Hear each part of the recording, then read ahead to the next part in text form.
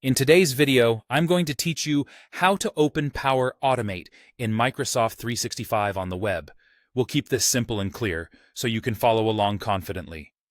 First, open Microsoft 365 in your web browser. Use a modern browser for the smoothest experience, and make sure your internet connection is stable. Opening Microsoft 365 in the browser brings you to the home experience where your apps and recent files are available. If your organization uses Microsoft 365, this is the same familiar hub where you usually start your day. Give the page a moment to load so all the navigation elements appear properly. Once the Microsoft 365 homepage is open, look to the left side of the screen for the navigation panel. Find and click Apps. This button takes you to the full gallery of Microsoft 365 applications available to you. The Apps view is helpful because it organizes everything in one place, so you don't have to hunt around the home screen. Depending on your organization's settings, the list may show featured or frequently used apps at the top. If you work on a smaller screen, just make sure the left panel is visible so you can see and select apps comfortably. With the Apps page open, you're ready to launch Power Automate. Scroll through the list and click Power Automate.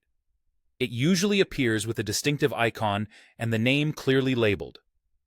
Clicking Power Automate opens the Automation Hub, where you can create, manage, and monitor flows that streamline repetitive tasks across your Microsoft 365 services and beyond. Sometimes it may open in a new tab, so keep an eye on your browser tabs if you don't see it immediately. When the page loads, you'll land on the Power Automate home area, which typically highlights templates, recent activity, and quick ways to get started. That's a great place to explore what's possible. But for now, the key is that you've successfully reached Power Automate from the Microsoft 365 web experience.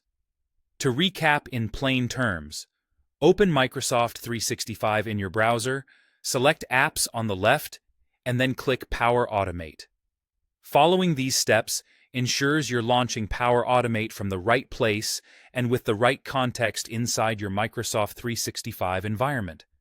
If your page looks a little different, that's usually due to organizational settings or screen size, but the sequence remains the same. And that's it. You now know exactly how to open Power Automate from Microsoft 365 on the web, quickly and reliably.